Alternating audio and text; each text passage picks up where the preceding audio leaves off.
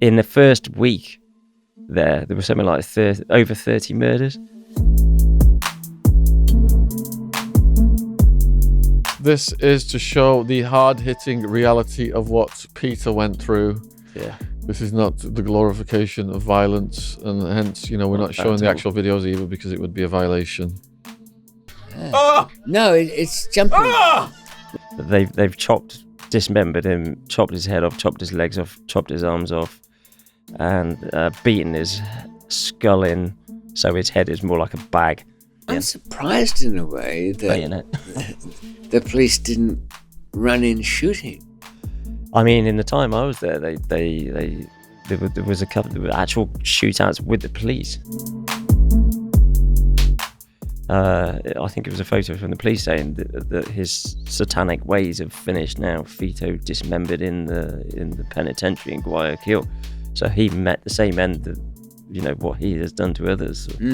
Died by the sword.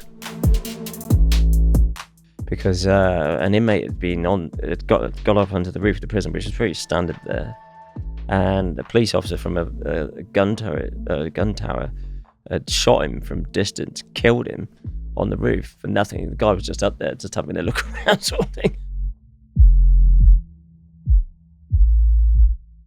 So all of the wings barricaded the gates, entry points to the wing, and just started opening fire down the main corridor. To clear it, sort of. Just shooting at anyone and anything, basically.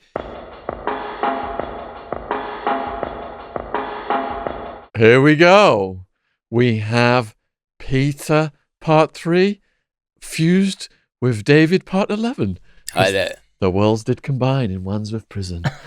We're going to start out with an update. There are videos and photos freshly come out of the prison that Pieter was at, showing riots. Can't be missed. Phone's on silent, please. Dismemberment, beheadings, beating hearts, you name it. It's from Ecuador, by the way, people. Because of community guidelines, we cannot show these videos. But we're going to watch them. Pieter is going to describe exactly who these characters are, what's happening in relation to his life story. And me and David are you can see our reactions. Just trying to find that. And then, for part 2 of this pod, we're going to go over to the combination of worlds. Foreign drug traffickers meet in Wandsworth prison and finally relax after the insanity and the hardcoreness of where they'd previously been. David, Thailand. Pieter, Ecuador. And something of a coincidence, but was it? Because they all say there's 6 degrees between two people on Earth anywhere. But in Wandsworth held almost 2,000 people. And yet we met, even though we were only on the same section quite briefly. So, but it was after, as you say, all our troubles elsewhere, which haunt us to this day, no? We also have forgiven. A synchronicity of nicknames, because we learned in Pieter Part 2 that he had a nickname associated with the Grim Reaper. Yeah, Grim Pieter. Grim Pieter. And we also know that David is the Grim Reaper's appointment keeper. Really? Oh, yeah, somebody gave me the Grim Reaper's diary keeper or something, somebody said. Well, it's better than being the pox doctor clerk. That's got to be something to be said for it. But this is kind of a news flash in a way, because it should still be fresh in your memory that there were riots in Ecuador over, 3 or 7 prisons? 4 prisons. 4 prisons. Last week. It started on February the 23rd. And what happens in a riot, isn't it, that people... Okay, there's very little guards' input in Ecuadorian prison anyway. The guards all fled the scene. I think for every 350 prisoners, which is which each wing holds, there were 2 or 3 guards unarmed, whereas the prisoners are 350 strong and armed. It does seem a bit kind of reversed, doesn't it? So they don't stand much chance, really. So they fled the scene rather quickly. and let everyone get on with the butchery which ensued. Well, it's an opportunity for people to settle scores without There- even any witnesses. There's a picture of the weaponry that was seized, which is featured in quite a few How do they make that? newspapers and I'll forward these to you, James, so we can just put in what we can put in. It looked a bit homemade. a lot of videos. these. You remember in the previous interview I was talking about the light fitting Yeah. in each cell. Yeah. When I first arrived in one of these new prisons, that was a means of getting metal Mm-hmm. because it's got a reflector behind it. So they were breaking the light fittings out and getting the reflectors out, which are thin aluminium, and then reshaping them into machetes like these. But Machetes, look at the size of them. I mean, they're the size it of my might have arm. been thin, but it must have held up pretty well, didn't it? I Yeah. mean, And also, where the other? Oh, the metal reinforcing rods in the structure of the building, the bars off the doors, bits of steel off the any metal really. Did you feel the necessity to be armed because everyone else was armed? Yeah. did you have to buy in on that one, or just was, as you Well, you say, didn't have to, necessary? but I mean, yeah, at times you definitely had to be. So One of yeah, the it was favourite- necessary. I mean, you can see there's 2 handguns down the front there as well that they seized. That's They 2. look in pretty good condition, obviously, Oh, yeah, lovingly yeah. taken care of. Well oiled. Telephones. I don't know what they're showing. Oh, I yeah, suppose there's a they row are, of telephones there. Technically illegal. What, handguns? No. I'll assume that. But no, the phones. Yeah. Yeah. The problem is in these prisons, there's no payphones, so there's no means of contacting your family. So they've in the way that they've built the prison, they're creating problems.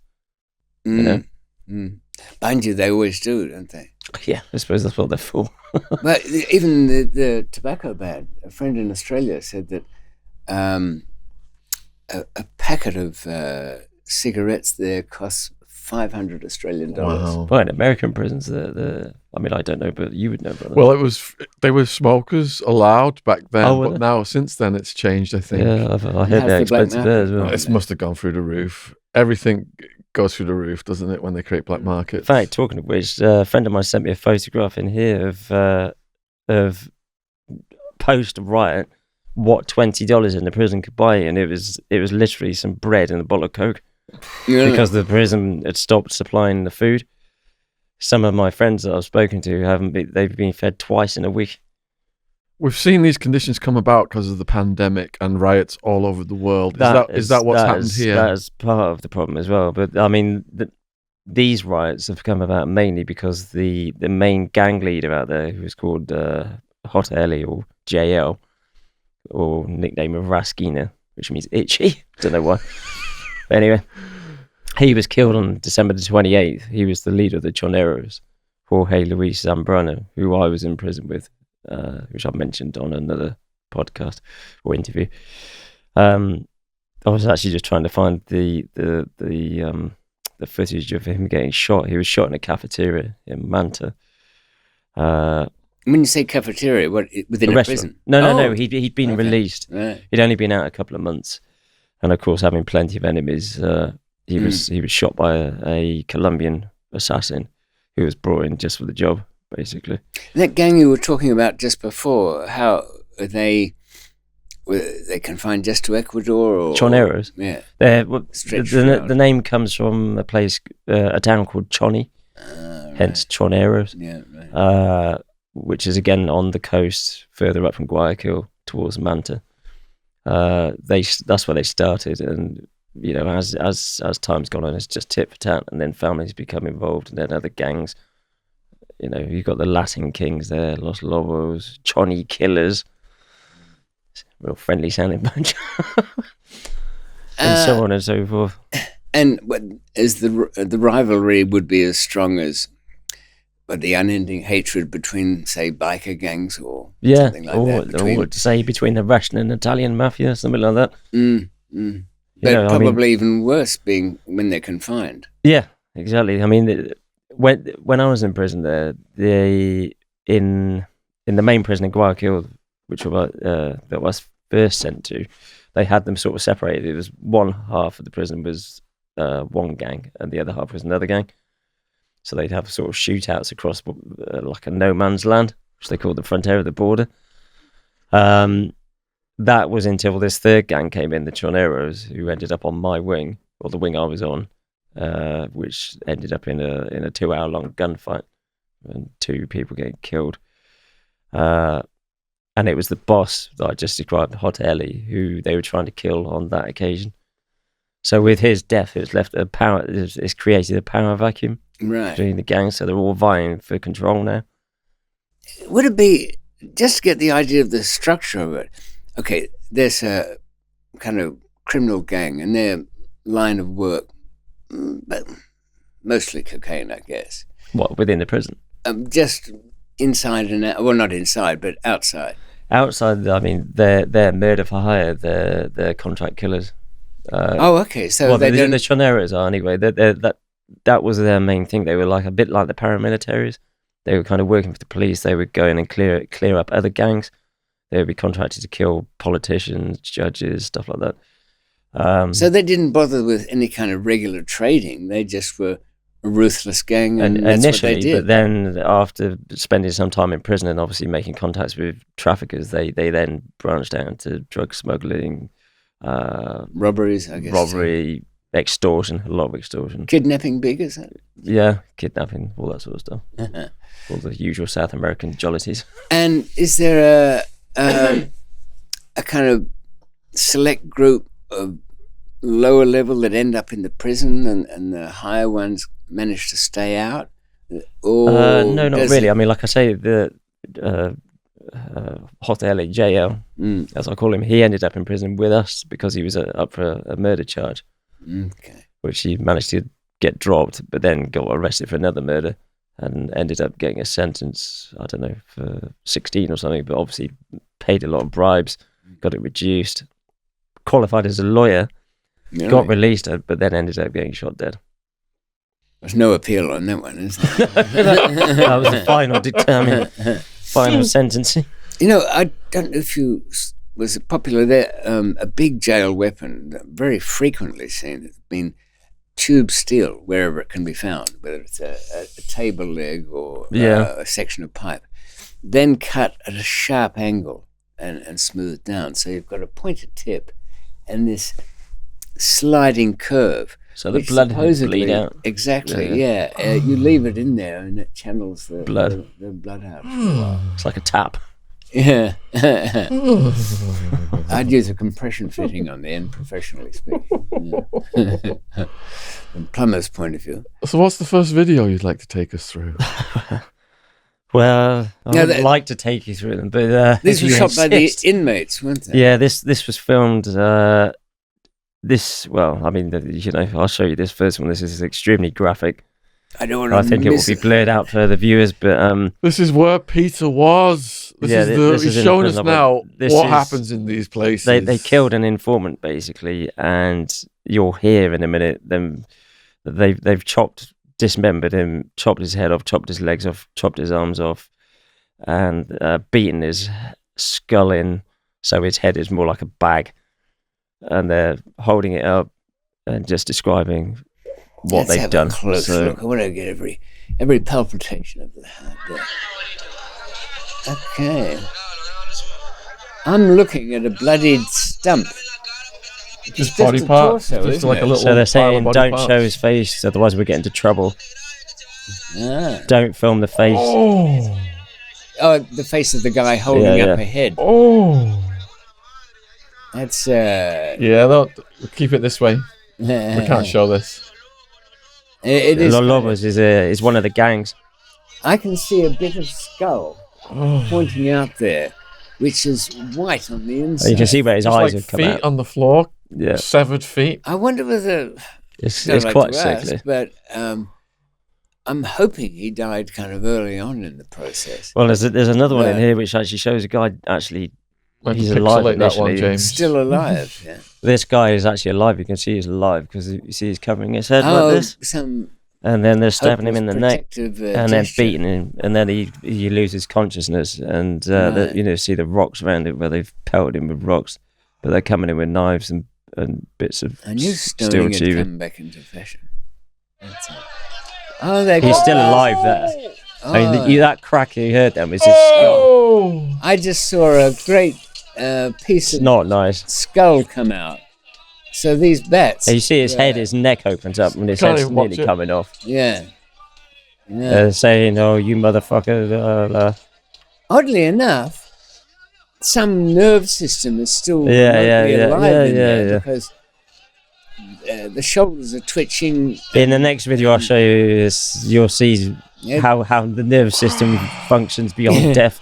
I suppose this could be What have I kind got into? of educational in a way. Yeah, it's making me feel sick just listening to it. They've torn his clothes off, and I think he's not. He's certainly He's dead now. unconscious. He's dead. crossed He's over, died, hasn't yeah. he? He's Yeah. just. You just want to cross over, wouldn't you, ASAP? Yeah, you just wanted it. You just want it to end. Yeah. Well, As quick as possible. there's not as much blood as I would expect, Shaun. This next one, Drools of it, just for and the sinews. viewers, is one of the most horrific that I've ever seen. It was basically they've It looks like it's inside there's- somewhere here, isn't it? yeah. This is in one of the shower areas, so At you least I won't can want to hose take a it shower down. in there. But they've killed a couple of guys in there. There's one body to the left and one to the right, and they're cutting them up, and they've literally just cut this guy's heart out of his chest. Maybe while he's still alive, and the heart is still beating. The person in view is holding the guy's heart in his hand, and the heart is still pumping. And he shakes it and laughs, and the heart starts twitching again, the muscle. I mean, it's obviously still warm. And then it pans back to them cutting the guy's head off. Can hardly wait. You want some popcorn for this, Shaun? Ready? You're right. See the heart in his hand there? Okay, it's quite small, actually. Oh, man. It's not that small. Oh, wow. Yeah. No, it's jumping like... You see the chest Yeah, cavity in a yeah, minute where they've yeah. cut it out. and the guys are holding it Just and laughing. barbaric, animalistic, just next level. And somebody's sawing the head off Yeah. with a knife that's not hugely Too sharp, Yeah. but he's It's easier determined. to go in from behind, not Is it? that way. Okay, you get these There's kind like a of hole in tips. this body where the heart was. Yeah, it's just savage. And supposedly the excuse for this mass revenge That's was a beheaded head. Not my friend. No, two of my but friends were some- beheaded in this melee Wow. of now, bloodbath. With... why, Oh God! as a kind of Oh, outsider, that's my friend's head. This is Marino. he looks at peace at least. He does, doesn't he? He was a nice guy actually. Yeah, he looks. It does look at peace. That's But made nice. the mistake of becoming involved in prison politics in some way, shape, or form, and obviously went against the gangs. I think, and they took it. They didn't like it. I End suppose result. when the thing kicks off like that, and bloody vengeance is taken, anybody associated with that Yeah. gang would also Exactly, be which targeted. is I was talking about this earlier, wasn't it? That I very nearly ended up Enjoying this? result. Yeah, same fate. So Another head. I mean, they beheaded. I don't know how many. In one of the newspapers it said something like 20 people. But in another photo, which I've lost, it was taken in the forensics laboratory post massacre, and there's literally a row. Say a table like this, a row of heads. Say I don't know, about 10 heads, and then a bag, like a big blue bag that you were to put builder's rubble in or something, full of heads. so what? Maybe 20 heads in there. or Something like that. I mean, a lot. There's a pile of bodies there, for example, in this one. Yeah. They were kind of flopped over each other. Well, they've dragged him out and piled him up there as they've killed him. Right. I don't suppose there'd be anywhere for these guys to hide either, would there? That's the problem. There's nowhere to hide, nowhere to run, And I no see help. No one's coming. they've Not lit then. a fire There's a underneath. few heads. these. Oh yeah, that's a. There's they- some random they've heads cooked- that's- around that's the pile burnt. of bodies. You can see one of the heads was burnt and cooked there. Yeah, a cooked head. What's You can the actually idea hear of it if that? you listen carefully, crackling, like The head is crackling. the skin of the guy.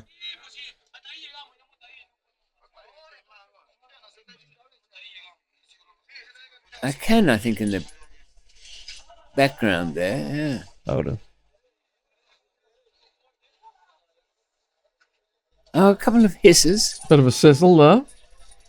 Yeah. Not like any Cumberland sausage I've It ever seen. smells that I recall that it just that's what turns my stomach. Smell of blood. Yeah, The right, iron. and burning flesh. I mean, that's Burning what people flesh. burn. Supposedly there's something very unique about burning human flesh. That's so? I don't know. It wasn't very nice. I didn't like it. That's for sure. No, not kind of like Puts you off your the bacon. white snow of the Smoked burnt concentration bacon. camps. It's meant to taste like pork. Okay, the other question that comes up is being South American and a lot of people whose background would be kind of a bit of Inca in there and native to that. Yeah. Now, there was a culture there of quite brutality historically. Of Cannibalism. Yeah, and cutting people open, beating hats out. Yeah. Dismemberment of Actually, various you're kinds. right. I think that they just still exist there. Is that kind of held within the families? Maybe passed on? that's a good point. Actually, I hadn't thought of that because I know certainly in the Amazon in Ecuador there are still cannibal tribes there. Right. Definitely. So, I Well, mean, you remember the history of the Incas? There'd be rituals where they'd build these big altars That's true. on a They whole lot of bounce all the steps. heads down, wouldn't they? And Sun gods channels for the blood to run Yeah. down after the sacrifices. Well, obviously, not much has changed. No, I just thought maybe within the cults there's a kind of secret tradition of this does something for you. This is lucky, or Taking the energy of the deceased. You please the darker gods by. There's definitely offering Satanism something. going on. I mean, in one of the photos that I was sent of one of the guys that was killed, a guy called nickname was Fito. I think it was a photo from the police saying that his satanic ways have finished now. Fito dismembered in the penitentiary in Guayaquil, so he met the same end that what he has done to others. Died by the sword, lived by the sword. I don't. From your own experiences there, would you be able to say that when they unearth somebody hiding during, completely? I mean, of course, people got killed and attacked even when there wasn't a riot on. But was there much of a pre-execution hearing? They were allowed to explain themselves, or try and talk their way out of it. Nothing like that. Well, I did witness occasions when the gang would go and grab a couple of people that they thought had done some misdemeanor, and they would start drowning them, waterboarding them, and then end up going too far and drown them, and then hang them up to make it look like a suicide, stuff like that. Right. But that was on minor charges, should we say? Stealing a banana or something. Bumping into somebody in a queue for water. Looking at someone's girlfriend the wrong way, or on a visit day. That was a big no. That would get you shot pretty quick. Yeah, I bet, wouldn't it? Yeah. Stuff like that. So that's minor charges. Anything serious, then you're really fucked. Generally, I mean, the waterboarding, grisly as it is usually in a position where you can pass out, but you're tilted down so that the water I mean, they shouldn't would go just into fill a the tank lungs. and just Oh, dunk just you. stick. Oh, Yeah, it wasn't right. like professional, should we say? I don't know whether professional would be a more wonderful option when it comes to that. Somehow not. Take me to Guantanamo. This is the one with the crackling skin, I think. You can see that body's really burnt there. He's saying that if people behave badly, that's what happens. Right. I mean, it wasn't an attempt to get rid of the evidence, was it, by burning them? I don't think so. I think it was just a sort of desecration of the body.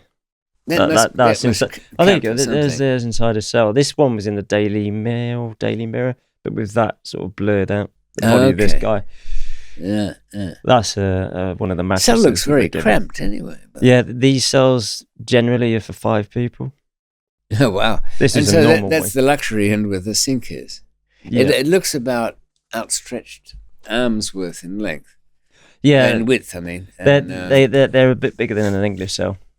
oh, okay. But you would have what was it? It was Actual bunks, two concrete bunks that side, 2 or 3, or 5 people. Yeah, 2 that size, and then 2 each side, and then 1 on the floor. And not much room in between. No. Mm. Yeah. The problem was when we all got transferred en masse into the newly built prison, they didn't take into account the gangs. So they were just throwing people, as you came, you were just put into a cell, generally. So I mean, it I didn't know I take ended long up on to a different kick wing. her. But in the first week there was something like over 30 murders of where people have been put in a cell with, say, 4 members of a gang, the other gang, and you come in and get put in the cell. So Short you're straw. from, yeah, you're just fucked. Ouch. Yeah, I mean, I suppose. How many years has it Was been that since? 3 dead in that cell? So they didn't even get out. They were just Spoke to a Colombian friend of Killed mine the in other there day, and and he that was said it. that a guy was killed in his cell during this riot. What's the etiquette? Do you mind if somebody steps in? I just need to kill an enemy. You know, his name's Pablo. That's not me. Do you want to join him? Stay over there. No, I think I'd step aside for that. What was I going to show you? Because it's now what? Is it 5 years since you've been there? Yeah, 5 years. So a few memories coming back with this lot. Well, this is it. It's just, lots of unsavory memories have been reignited, should we say. Rekindled. One of those had one of the heads was cut right in half. How can I say at the side, so that it was being held up, and the two halves of the face looked like one of those. Really? What was that? The Janus face, the two, the god that had two faces, truthful and lying, or good and bad, and they always depicted it as though it was a split head, but this was in reality. It looked like a big scary mask, didn't it? The face had been stretched. And heavy too. I think I've lost quite a few. Those who had any brains left, which weren't that many of them, because they kind of popped out. The weight of the skull and contents was stretching down on the skin, so that when the guy's displaying it, I think that was the one that was dismembered. He was holding it. It was like a bag because all the skull had been crushed out. Yeah, and the skin was stretching down, deforming the whole thing. Yeah. So that, and that was one where he was told to don't let your face be shown on camera, because they must have intended that this be sent out and as a warning to other gang members to this is what awaits you when you come here. I think it was this one. That's the head there, isn't it? Yeah, that's right. Yeah, it's split in a unique kind of way. It's not like you'd want. Well, it looks like they've disemboweled that guy as well. Oh, that's right. The whole insides have been taken out. That one? Yeah. He's kind of. You feel like saying, "Why the long face?" And what's the bit on the left they were holding up? I don't know. I don't want to know. And just to give a disclaimer at this point, this is to show the hard-hitting reality of what Pieter went through. Yeah. This is not the glorification of violence, and hence, we're not showing the actual videos either because it would be a violation. I don't think it's something I'd want to have on my breakfast TV anyway. No. It's quite a long one of them going into the police going into the prison, but I mean, it plays for quite a while. I saw a bit of that. That's some of that's on Ecuadorian television. Well, when I heard it was on Sky. Yeah, they played some of that. And it looked Al like Jazeera. There wasn't an awful lot of people left alive, and they were surrendering, of course, to the SWAT teams coming in who had these body cams on, and they passed over a kind of what looked like a homemade shotgun or something. Oh, I saw that. I think it was actually a stick with a knife on the end, like a bayonet. Oh, was that it? So yeah, because initially I thought it was a rifle as well, but then you heard it hit the floor and it sounded more like a stick. Yeah, I think it was a stick, long pole with a knife on the end. I'm surprised in a way that bayonet. The police didn't run in shooting. I mean, in the time I was there, there was a couple of actual shootouts with the police. Luckily, I wasn't on the wing at the time. Just prior to me getting moved to Guayaquil from Quito, there'd been a big shootout between the police and the inmates. because an inmate had got up onto the roof of the prison, which is pretty standard there, and a police officer from a gun tower had shot him from distance, killed him on the roof for nothing. The guy was just up there, just having a look around, sort of thing. I mean, along with a lot of other people. So he shot this inmate, and obviously they didn't like this. So all of the wings barricaded the gates, entry points to the wing, and just started opening fire down the main corridor to clear it, sort of thing. Just shooting at anyone and anything, basically.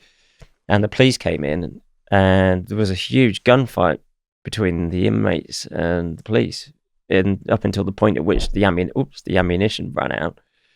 And obviously then they stormed the wing and beat the hell out of people. I mean, there were occasions when the police came in and got hold of a gang leader who had been up to no good, like maybe killed a couple of people in the prison or just been doing some nasty stuff. And they would just get the guy out in the exercise yard and just execute him. Just shoot him in the head. One gang leader was taken out in front of his wife and child, who were staying overnight in the prison with him, taken onto the exercise yard. Wife and daughter was screaming, pleading with the police not to kill him, and the police just said, "Look, we've had enough of your shit," and just shot him in the head twice. That was it. They could have waited till he wasn't on a conjugal visit, couldn't they? Probably could have done, but made the point. Well, wouldn't they be? I know they're police and everything, but wouldn't they be a little concerned that some of these gangs are so ruthless that reprisals? Yeah. I mean, when it comes to the police, I think it's a little bit different. But when it comes to prison guards, the prison guards are quite careful, because obviously, generally, the gang know where all of the prison guards live, know their families and all the rest of it. So they know if they do anything or go against the gang, they do end up getting shot dead or killed. So they'd have to be pretty cooperative there. Yeah, yeah. That's why the prison officers are generally all corrupt. I mean, might as well be. You've got no choice anyway. Yeah.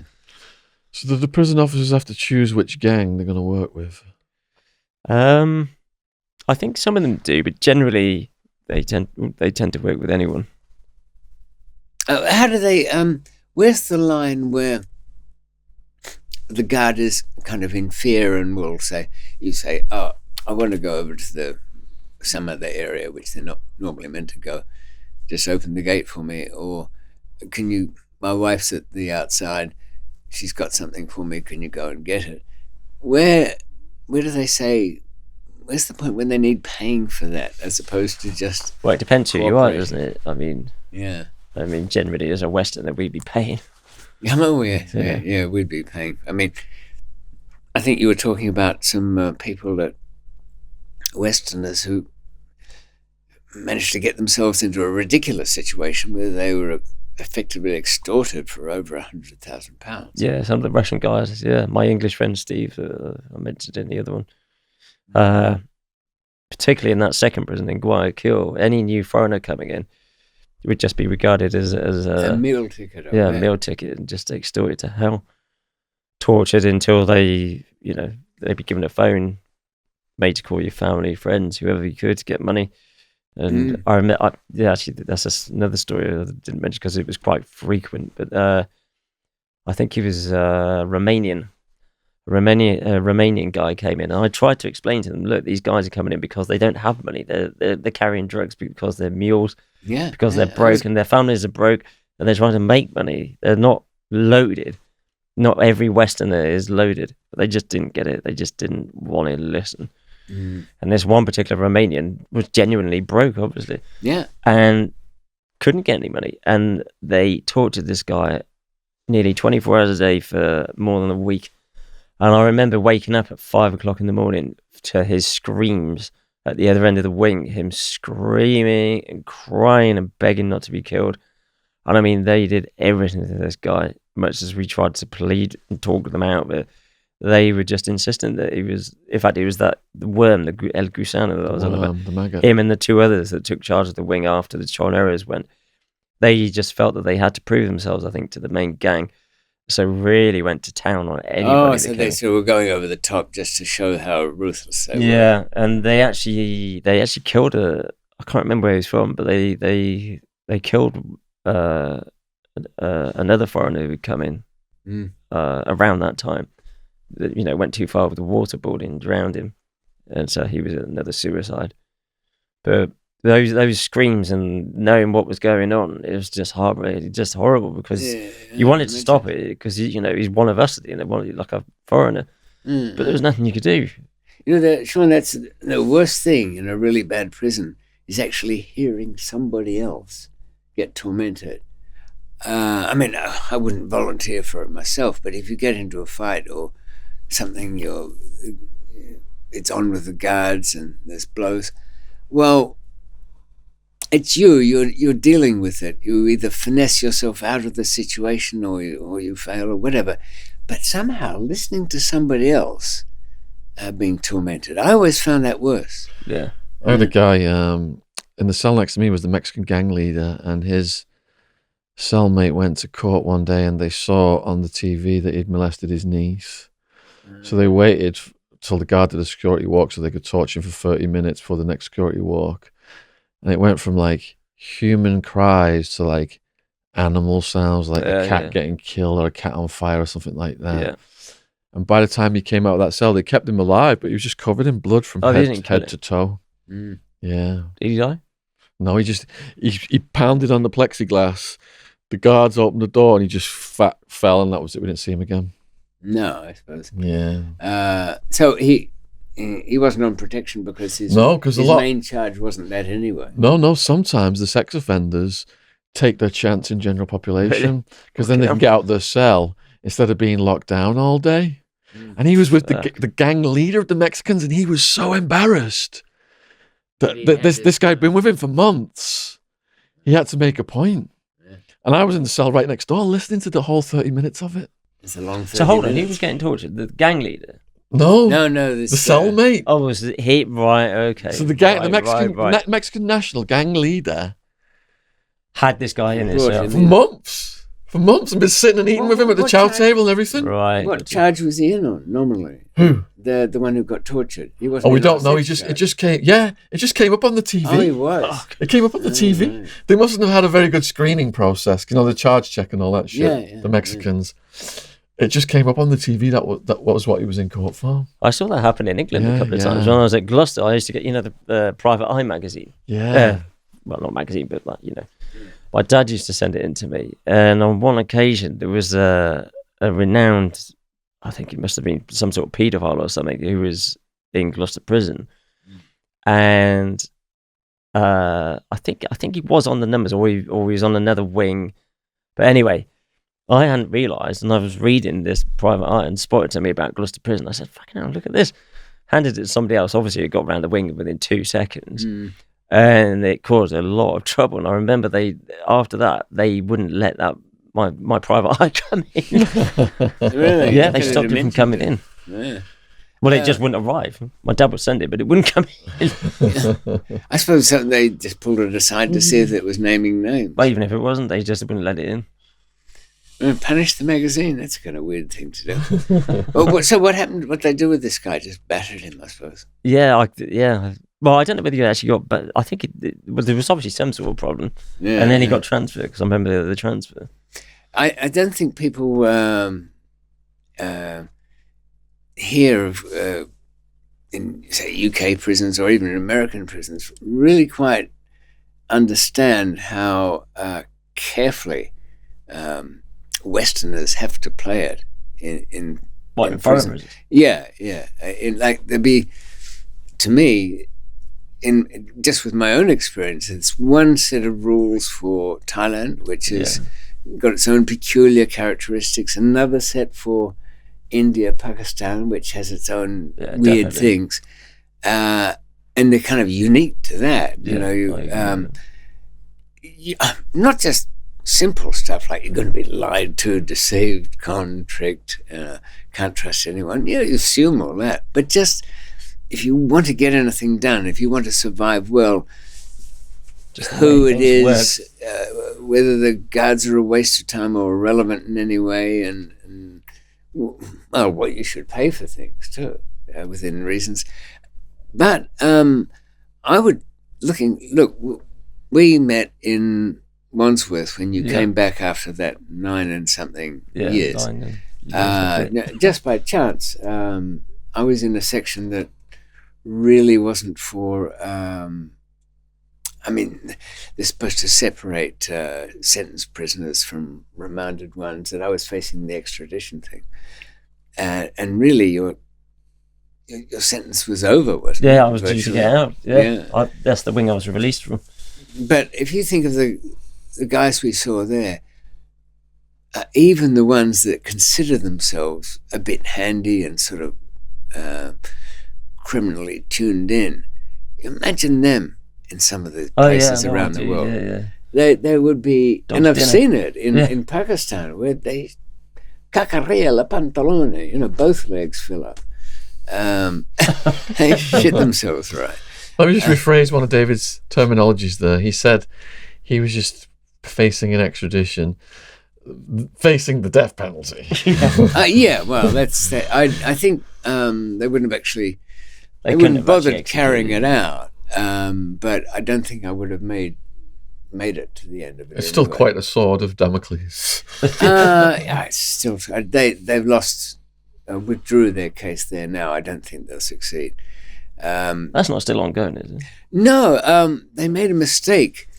When they started demanding me, somebody mentioned what appeared to be a statute of limitation of 25 years on the original warrant. Right.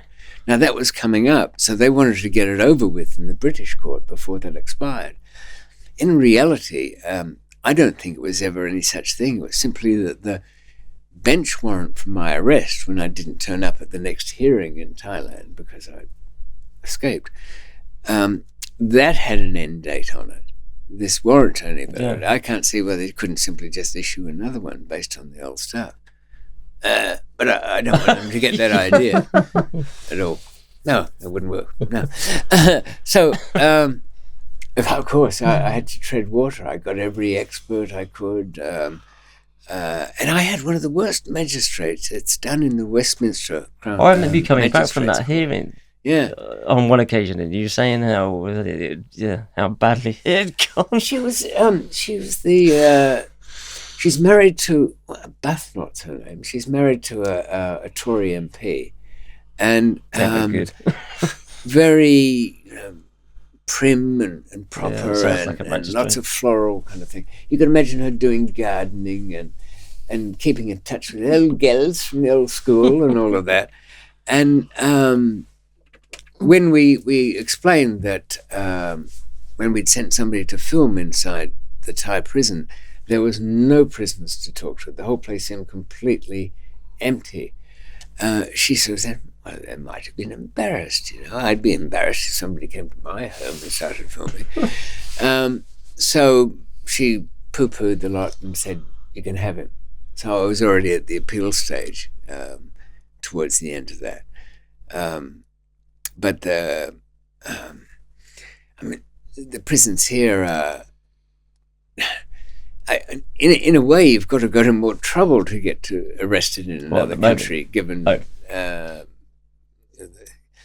something's got to bring you to the attention of the police. Like in Thailand, you either have to be terribly poor or targeted by some local bent copper who decides you're going to get arrested.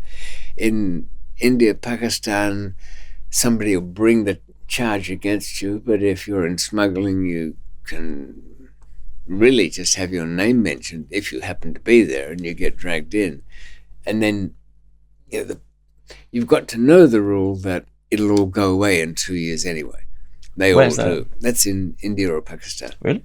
Well, what happens is that right throughout the region, it's been decided that even the very worst case, bail, if the case is not finished in 2 years, bail has to be granted. This is with drug trafficking. Or With anything, murders the lot. Right. An old friend and a protector of mine, a tribal lord, Mir Nurjan Magsi, I'd known for many years. He was on a case you'd think on the surface would be hard to get bail on. It was the September 30 massacre, 120 people Right.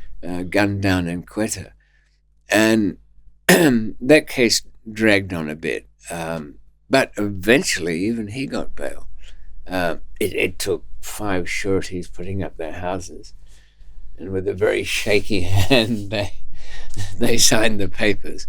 But it can be very misleading there. You think everybody's being friendly, but you can be invited to stay for the night, and then the next night, and the next night, until somebody else's problem that you're responsible for, like if they got cheated in something, you'd have to cover the money, or they wouldn't do anything really bad to you. They'd just be there forever. Yeah, I mean, it is a country with a lot of private jails in it, run on the big estates of the rich there. Yeah. I didn't know that either. There's 22 major families that run Pakistan, and always have.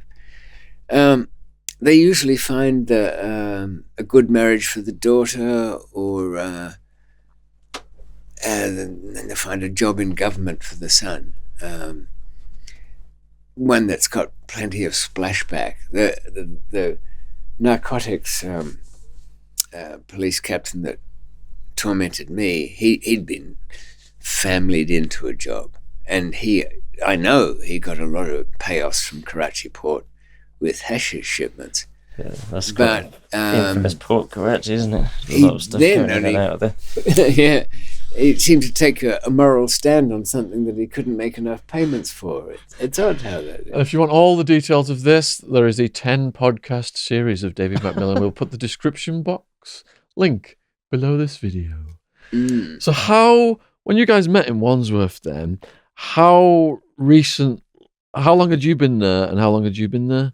And were you just like a fresh deportee who just arrived? Yeah, we'd never met, and I'd been plucked in and was facing this extradition case. But Pieter, you just arrived. I'd been back about 4 or 5 months when I got transferred to that wing and met you. The weird thing is, when I was in Ecuador, I remember watching the film that was made about you. Which one? The one early days. The one who got away. Like the Australian one. Yeah, the Australian one who got away. Yeah. It is available online. Watching that and saying, and I think at the end it said that you were in London. That was you ended up in London. I remember turning to a friend and saying, "I've just got a really weird feeling that I'll meet this guy when I get back to London." No way. Having no idea that I ended up on the same wing as you, like 3 cells. I don't know what it is though, but don't you think you do end up meeting people with the same line of connections? Oh, yeah, definitely. Or takes the same view of things, like same morbid mindset. Let's rephrase that one. Well, no, just that if me and you, old boy. Look, if any one of and I'll include you, Shaun, arrived in a town and had exhausted the minibar in the hotel room, go exploring in the town, and would probably end up in the same sort of places. But more importantly, probably just our places of prisons. Dismiss. Oh yeah, no, not the prison straight away, but just the streets, the nightclubs, followed by prison. Some brothel with a chin dildo, and make the same kind of mistakes. Yeah, blunders. Yeah, I suppose. You're looking on the downside of this all the time.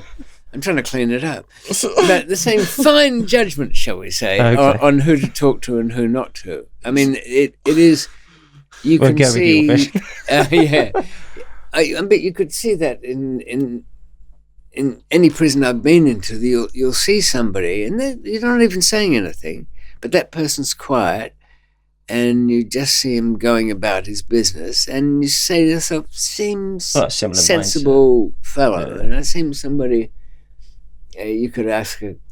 We would be sat at the same chow table. Let me rephrase this. We'd be sat at the same chow table, and the big muscled thugs would be calling us the prison intelligentsia. That's right. That's exactly right. As long as it wasn't the prison bitches, that's what counts. Yeah, we'd be the professors or something like that. They're not fucking gangsters. What are they doing in here? He's got a degree. Well, that's it. I think the key, I mean, you must have used fairly fine judgment in South America because. Yeah. But the key is you have to make yourself more useful alive than dead. Exactly. And not just useful in terms of being a waitress or something. I can clean that one up. But in problem solving.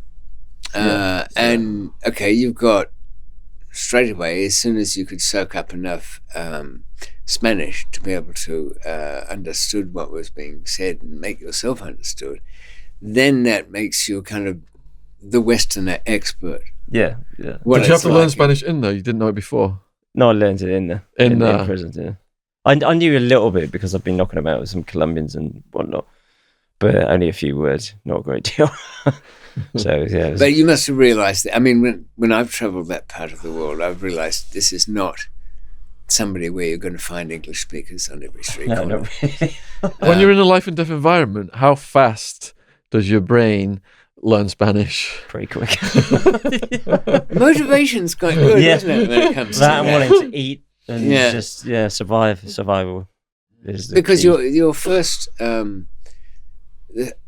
naturally enough, the first people you spoke to would have been bilingual a bit. You spoke some English. Yeah, and they introduced you to somebody else. A bunch of Arabs, some Syrians, who I met at Interpol. Oddly enough, I'd actually read, it was in The Guardian, pretty much on the front page, about the case, because they were up for shipping cocaine to Lebanon or Syria, and then selling it and buying weapons for Hamas. Well, that's a circle, isn't it? Wait a minute. Cocaine goes to where? Into Lebanon or Syria or something like that. And then use the money for buying weapons. To support the cause out there. Yeah. So they'd all been arrested in Quito. Profit, that is. And spoke some English, so took me under their wing. Okay. It was quite handy having some terrorists on your side. Yeah, no, that's not a bad thing. Somebody's willing to die. Yeah, my back. If anyone watching this is having problems learning Spanish, we have a solution for that. Crash course. Ecuadorian prison stint. Yeah. It can be arranged. I'm sure we can supply the ticket as well. My wife Jeanette was watching one of those horrible things on TV about fat people. You know, My 600-Pound Life or something. And there's this weird kind of Indian American doctor with a squeaky voice saying, you've got to lose weight to... Dog's death. You lose 150 pounds. I mean, these are massive. There's not any worrying about their modesty when filming them with no clothes on. You can't see anything. Just huge chunks of blubber. And I'd say and they waddle around, and the enabler in all of this is the boyfriend. And I could say a few things about them, but I get accused of all sorts of stereotyping. But the boyfriend feeds these fat things. The feeder. And I'd say to Jeanette, I could cure her of her 600-pound life with, David's School of Fat Reduction, modelled on foreign prisoner lines. Between the Rottweilers and the poor food, she'd be running around, sprinting. How indulgent is her life, isn't it? When the contrast of the West, which moans about being slighted at school or sandbagged at the office or some trivial thing. I mentioned earlier in the previous interview that when I got back to Wandsworth from South America, the culture shock that I experienced. In Ecuador, every little piece of food was eaten, anything left on plates was eaten. And all the packaging and advertising for Christmas, because it was November when I came back, just constant bombardment of consumerism and capitalism. It was quite intense after coming from a third world country. Yeah, I suppose, even though, but where you. I think one prison was better than another. The second one was worse. It all got gradually worse. Yeah. Ended up just You've been unlucky, I've got to say that. All went upside down. It wasn't even... Look, really, that you could say normally the only advantage of being in a foreign prison where the country standards get low and people are poor is that you can buy food. You've got enough money to send the guard out. Like in Pakistan, they had somebody who regularly did the shopping. Yeah, and whatnot. same in Ecuador and Quito. But you were really unlucky that in some places you were at, that kind of routine system was broken down. That new one. Yeah, too. in the new one, I was again saying earlier, we there was nothing. Yeah, Basically, they were trying to run it on Western lines. Yeah, but when we got transferred there, all of our possessions were taken off us. We were given a T-shirt, pair of shorts, and a pair of flip-flops, and that was it. We weren't allowed to take in any of our possessions. In fact, we lost them all. Yeah, They never were see just them left again. exactly nothing. And we weren't allowed any visits. There was no mail system, and no phones. We weren't allowed pen or paper. There were no books, no radio, no magazines, no TV. I mean, absolutely nothing. You imagine the prison stripped bare. Yeah. And It's just been an built. Ecuadorian prisoner Yeah, there. and I mean nothing. Just nothing. What were the local animals like, and did the prisoners eat them? Yeah. Cockroaches. Guinea pig. I tried guinea pig. You tried guinea pig. Koi. They caught the guinea pigs. No, they used to local. breed them in there. Oh, they especially. breed them fatten to them up. eat. Yeah, they're quite tasty barbecue guinea pig. Which Any is like kids frog's watching, legs which I doubt there are, but yeah, it does. Is Because typical, the- like a bit like chicken, a bit like something. I mean, very little meat though. Once Did you you be strip surprised it when down. they fattened them up? Oh, yeah. What else did they breed to eat? That was that was the weirdest thing. I remember coming out the first time I saw it, and came out into the exercise yard on a visit day, and they were grilling these things on the barbecue, and I came over and I saw it, and obviously you see the two front teeth, and I thought, that's a rat. Oh my god, things have got really bad in here now. We're grilling rats, and I said, please don't tell me it's a rat. And he said, no, it's a guinea pig, koi. And I was like, oh, and they made me eat some anyway. So it was actually quite tasty, and I was like, yeah, I'll fatten me a couple up.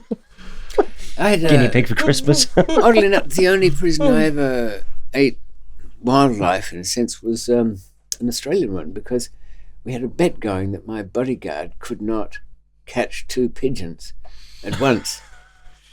George was known to be very fast. He was a martial arts guy. A scarecrow, really, He wasn't worth sixpence in a fight, but he looked the part, and he could do matches professionally. I think it was really on. But he had a fearsome reputation. In the communal refrigerator, his name was Zachariah. Every carton of milk in there had the name Zach written onto it. So never steal Zach's milk, you get in trouble. Anyway, but he waited for the pigeons to come, and snatch, got a hold of both of them. Wow. These are jailhouse pigeons, Wow. They That's moved delicacy in quick. prison. Yeah, they were a little chewy compared to some of the things I've eaten, How were they cooked? with the skin removed because difficulty. With a lighter. Oh no, we'd stripped down a toaster and made a kind of griller out of it. Okay. This is inside prison tricks. Yeah. You think of you the learn a things few, don't you? You get creative. Do you know how to make a electric kettle out of razor blades? Yeah. All you need to do is strip the wires Well, back. make an element. Yeah, instead of an element, you hang one razor blade, the old-fashioned kind, it's like a postage stamp size, on one wire on positive and the other one on negative. Don't let them touch. This is it. Sprinkle just a grain or two of salt into your cup and lower it in there. What's the salt do? It Oh, makes it makes the it boil conductance between the two elements, so you don't have to have them making any near contact to do it. In fact, the bubbles will keep them away from each other, if anything, so you're less likely to it. You know how I learned that the stupid way? I was in some big dormitory some places, not much, was I still in teens? Not far above it. About 60 people in the dormitory. And people would be getting up with a cup and sprinkling a couple of grains into a thing and coming away with a cup of coffee. I thought, well, that's got to be some strong instant coffee, that stuff. Just a pinch will do it. And I came away with just boiling hot water. So I did learn that that's all they had the coffee already in the pot. Were you guys snatching birds? No. Not that I remember anyway. Did anyone ever have any pets? I had a pet. I had a cat. A cat? Yeah. How did that come about? When I arrived in Guayaquil, there was, I remember a German friend of mine, another Pieter, had sort of started looking after this female cat, and it had become pregnant, and I ended up taking over, basically. Just started feeding it, and it came into the cell and then just started living with this little black and white cat. Became my pet cat. Was it stuck in the compound? I mean, if it wanted to, could it get in and out of the jail? Not really, because of the walls. I mean, there were sort of cats tended to breed in there, I suppose living on the rats and stuff. Yeah. I mean, there were, most places I've been there, there's been cat population. It was actually good having a pet. It gave you something to feed and take care of. Was there a happy ending for the pregnancy? Oh, she used to get pregnant all the time, that cat. It was a little whore. Sometimes by another It's terrible. Honestly. Not always. I've never seen a cat. What would happen with the offspring? I used to fatten them up, but not eat them. No, I'd give them away to visitors. To visitors? Yeah. Try and get So rid you're of them. constantly having to be sort of orphan manager for these cats. But then, again, I fell out with one of the guys that was running the wing, and they took umbrage to this cat. And ended this after me having had it about 4 years, and came around with a bag one day, a sack, and said, "You have to get rid of the cat." And I said, "Well, if you want to get rid of it, you can grab her, because I'm not." And sure enough, that cat opened them up. Opened him up? Yeah, with his claws just went ballistic. Its senses must have told it that these guys. I mean, they got her and took her away. It was just sad, but I said, "Don't kill her, because I'll kill you if you do." So they just took her outside of the walls and put her outside. It's probably better off. Yeah, I guess so. The ones in Thailand were trapped by the moat. They couldn't swim over it. So they were kind of slightly the product of 200 years of incestuous breeding, I guess, amongst each other. A lot of them had very curly tails because it's good luck there. Curly tails? If the end of your cat's tail is curled in, it's a lucky cat. Yeah, very big in Thailand. I asked my friend why. He said, because it hooks things in for you. Right.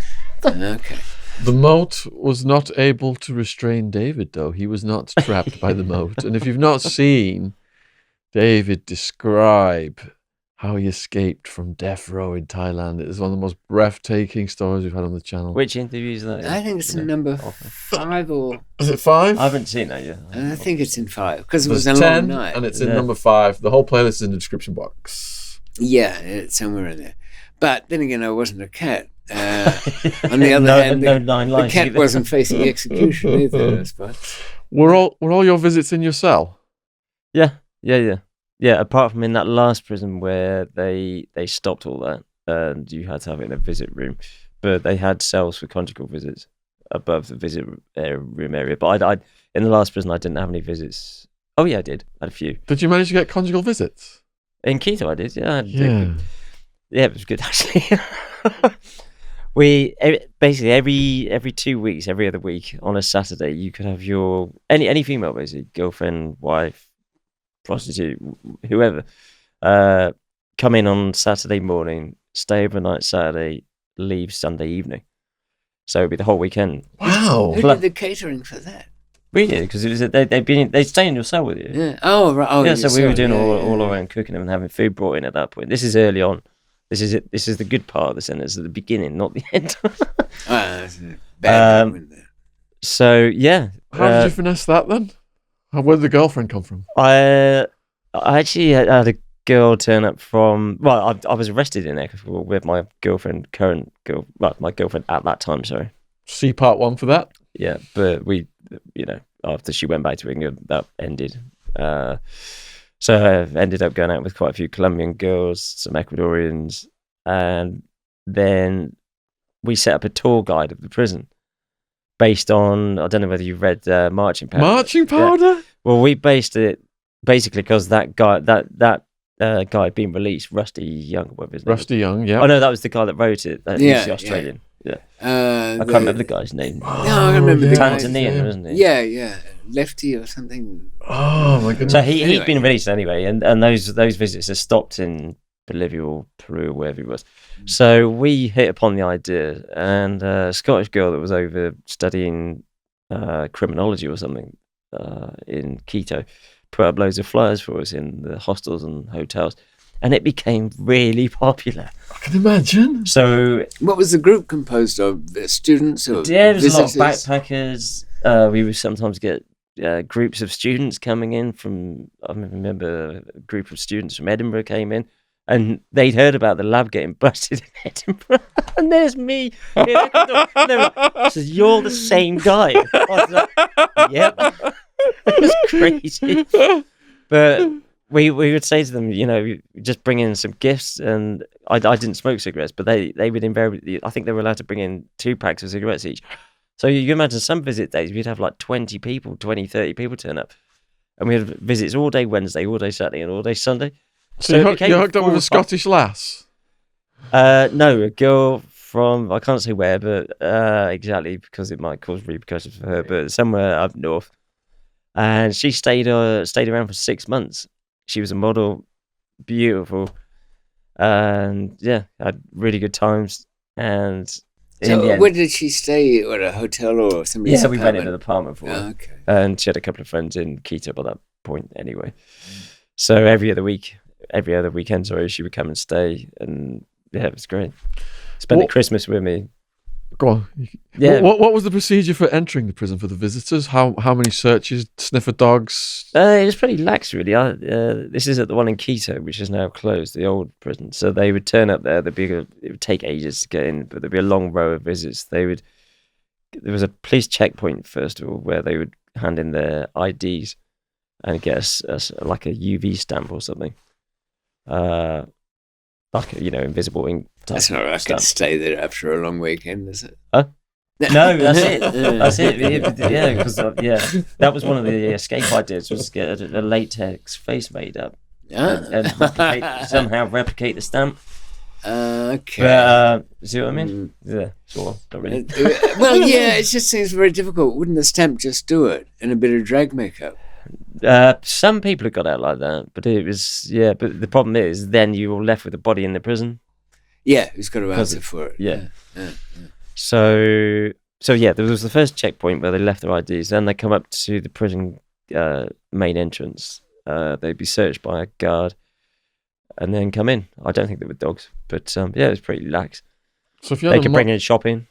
If you had a model visiting you, then where people are very desperate, did that cause envy? Well, no, I mean, because nearly everybody had a visit coming in back in those days. Why do you suppose it's so objectionable for particularly British prisons, and certainly most Western prisons, except for Scandinavia, where they have a whole room for conjugal? Yeah.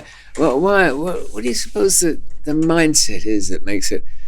Oh, well, you can't possibly allow people's girlfriends or whatever to come. I don't know. It's something I've always argued about in the British prison system, because I think it's barbaric, isn't it? Stopping people, if they're in a relationship, particularly if they're married. Yeah, and they get sentenced really to something petty, like for driving, get 18 months in the British prison. Suddenly they can't see their wives, get to see them maybe once a month for an hour, maybe behind glass. I mean, that's not going to do your relationship any good. No, how is that rehabilitating? In Arizona, they would joke that she's going to leave for you for Sancho. She was going to do what? She's going to leave you for Sancho any day now, they would say. If you had a girlfriend. Yeah, I bet. One of the cruelest things that I've seen would be there was a little Lebanese gang in a Sydney prison that used to. They wait for the newcomers to arrive, and somebody who was, what would you say, looked like he had a business, and it was his first time in, and he wasn't quite used to it, but he wasn't a complete fool, like he was a businessman, but importantly, he was happily married to a good-looking woman. Invite him in, cups of tea, coffee, that's the wife. Look at that face. That's just like an angel, they'd say. How wonderful she is. But the rest of Alex was specialised. He'd say, yeah, mine was like that.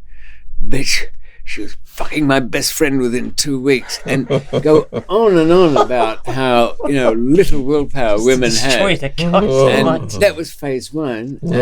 And where the money shot comes in was somebody would be passing by, another player in the act, with a big box of stuff ready to go.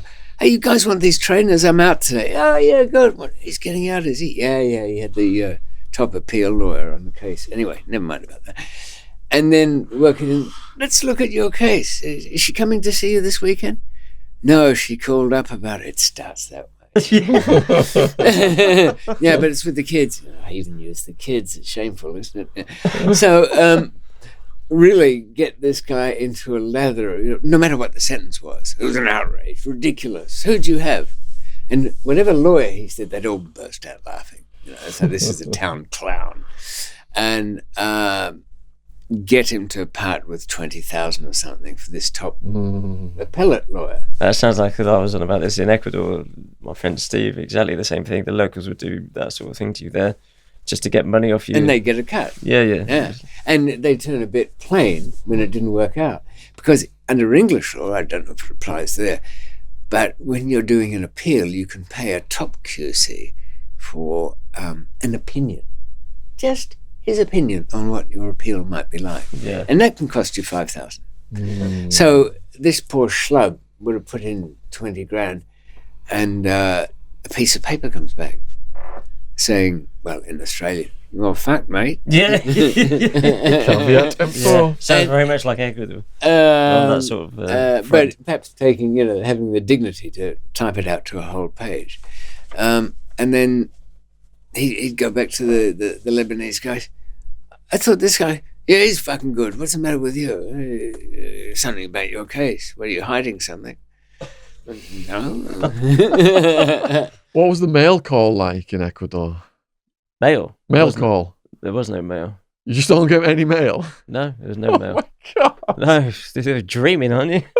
I suppose Fucking if you hell. actually wanted you'd have to have a... The only mail there that we would get is via the embassy, and that would be every 3 months they'd come in. Yeah, it'd be If you were pretty lucky. irregular. Could people send stuff to you through the embassy then? Was that a way like family could get things? Yeah. Unreliable way. But that was when we were in Quito. But once I got transferred out of Quito down to Guayaquil, which was a good 6-7 hours drive away. Oh, it wouldn't be Or any a flight. representative. No, well, there was Was a it? vice consul. Yeah. Vice consul. But it would be the mail would come once every 6 months. And did a consulate official come and visit you right away In Quito. after your arrest? No. No. When she did finally, she actually said to me, she came in and she said, I'm amazed. You're the first British prisoner that I've actually been told not to speak to by the British authorities. What have you done? And I was like, Wow. well. Make yourself comfortable. Yeah. But, that's true. I mean, you were in a doubly unfortunate position that, your reputation had been blackened as far as the authorities were concerned, before you'd even arrived. So, and they don't make it easy for you. They're not supposed to interfere in foreign trials. No, they weren't. No, they can't, can they? But they do in a roundabout way. In Thailand, the police authorities slipped them some information, knowing that anything can come into a case there. And it was just a newspaper story, conversation between two policemen. How do you mean? I don't quite follow. Well, okay, I'm on trial for attempting to smuggle narcotics out of Thailand. And it was a small amount, but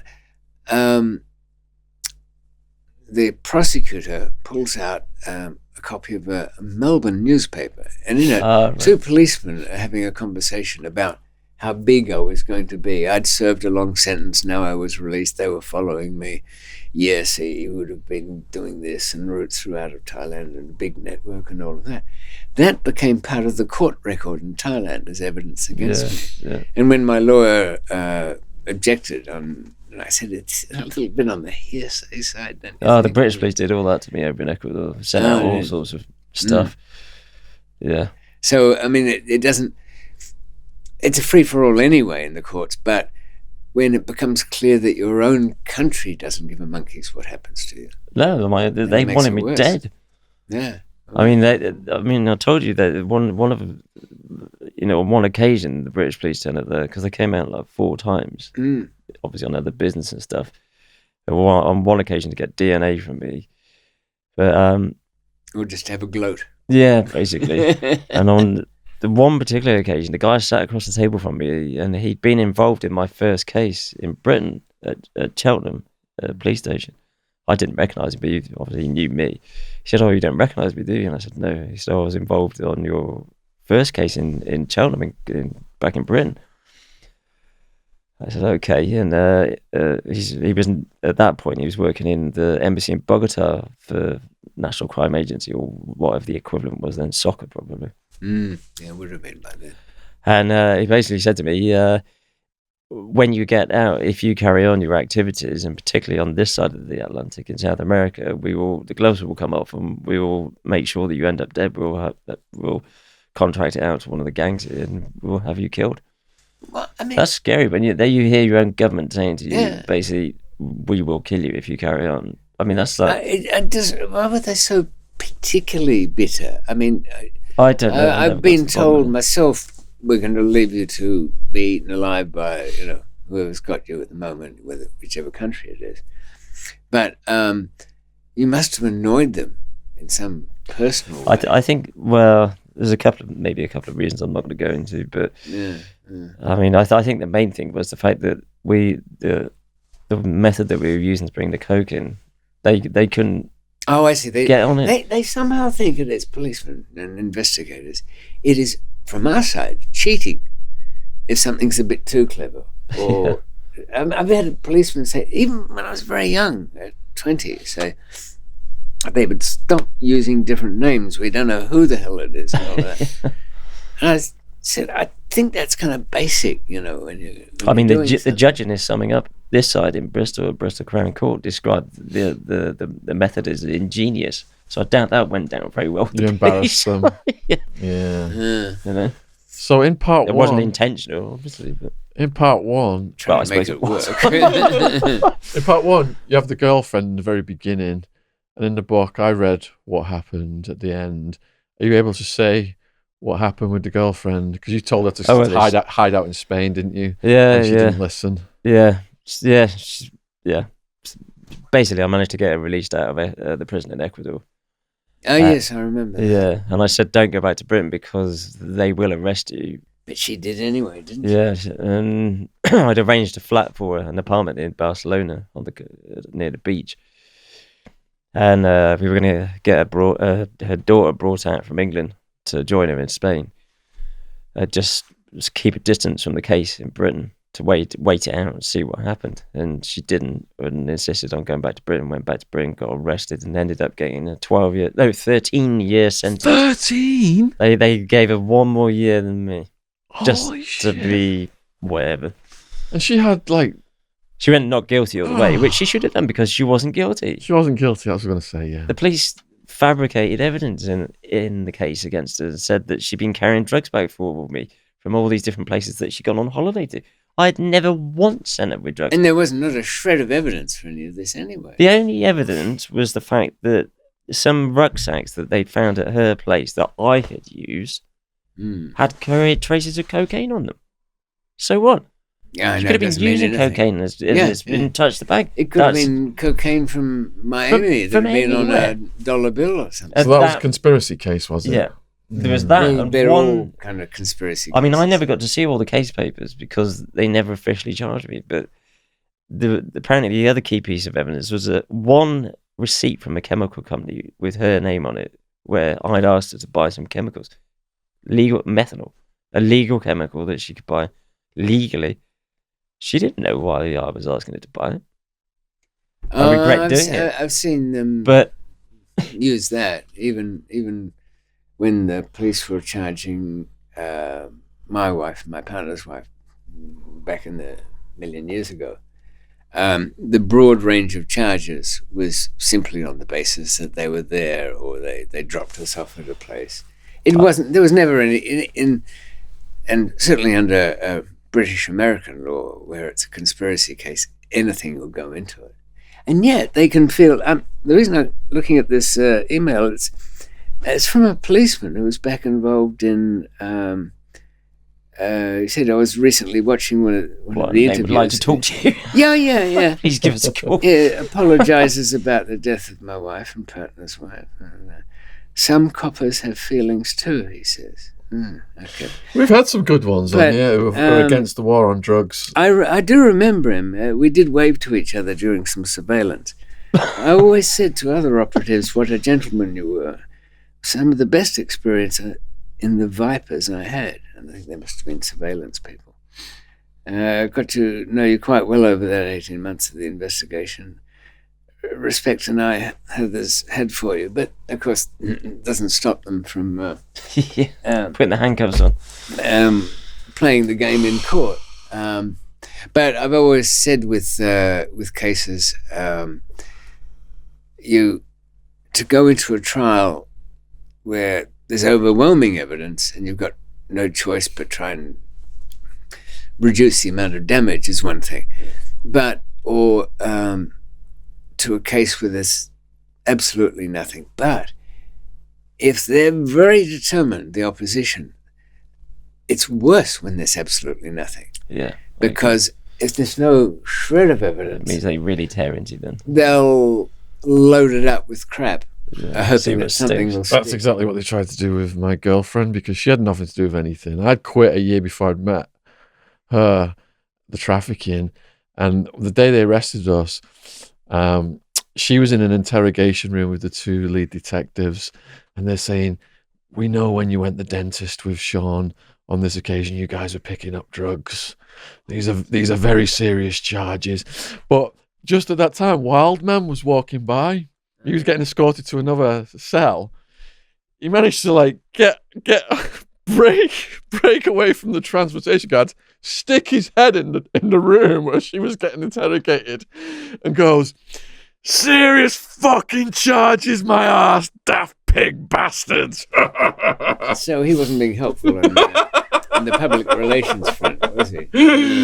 Back to the 13 years, though. What is her attitude towards you now? Does she not want to speak to you? Does she blame you? I've only seen her once briefly. Bumped into her in my local town when I got shortly after I got out. That was the first and last time I've seen her. Yeah, she does not want to talk to me, and I don't blame her. Yeah. I mean, did she do half of that then? 6.5 was it? Yeah, I mean, she should never be sentenced, and certainly not to anything like that. That's just insane. Yeah, it's really a punishment directed at you too. Yeah, totally. I mean, her legal team must have been absolute doo-doo to have not been able to do better than that. Yeah, I mean, that's just.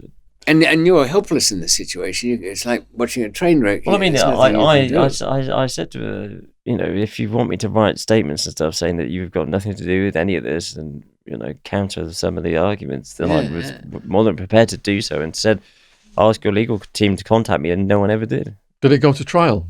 Yeah, Bristol Crown Court. I suppose they might have thought, as lawyers will, that if the witness is not there and it was in front of a jury, obviously she's pleading not guilty, simply a statement read in is not going to be enough. They would have had to set up at least some kind of a video link, which wasn't really even barely done now, let alone then. You know the ham sandwich quote, don't you, about juries? What's that? In America, they say a jury will indict a ham sandwich. Probably on separate counts. They'll indict anybody, I suppose. Yeah, I mean, the state has all the money in the world to put on their show. Yeah. And you're a lawyer with limited resources, or even worse, a public pretender. And then the theatre show begins. Public pretender. The theatre show begins, and the state with the millions and the expert witnesses. And the jury's like, we only believe the police and the prosecutor. We don't believe the criminal side. So if you were a ham sandwich, you would be found guilty. Right. Well, of course, it needs a different defense. If you've got, a technician in a white coat coming in with a clipboard and allowed to read from his notes about what he says, and you really are stuck with having to educate a jury on just what numbers mean and context mean. If it gets read out that the chances of this two separate bits of DNA being an identical match are 180 million to 1 against that they'll ever be that similar, doesn't preclude the fact that that bit of DNA could come from a tissue you threw into the wastebasket at a police station. They're doing DNA results to order now in America from these crime labs. What, that they Cops, wanted to come the out detectives, in a certain way? they call the detective, say, "What result do you want?" Oh, yeah, whether they want They've been busted doing it. Really? Multiple labs. There were Bloody hell. some 53 guys on death row in Texas whose DNA matches in rape and murder charges were all through the same lab technician. And it was revealed when it all came out that he'd applied for the Rangers in Texas and was rejected. In his basement, it was all set up like a pretend Texas Rangers thing. And it was absolute crawler to prosecution and the authorities there. So anything that came in when he'd... I don't even think he had the courtesy to ask what the police think, that this is the guy or what. You know, but that's what you mean to order. Yeah. Because sometimes they want a negative result. If the defense is saying, well, I couldn't have been there because my DNA was over in such and such a place. If the suspect is the kid of a cop, maybe. A new series starting this week. Your Honour, it's called, or His Honour, I forget. Bryan Cranston. Okay. It's on Sky Atlantic. How did you guys pass your time in Wandsworth? Don't know. You didn't really get a chance to find gainful employment there, did you? No. It was an awkward wing. It was a good wing in as much as it wasn't too big, the people in it weren't too bad, but they were all crap really in Wandsworth. I had a job as a librarian there. Oh, the library staff member was raving about you when I did a talk there. Oh, was he? Was the gay one or the other one? Well, they're both gay. Yeah. The first. He...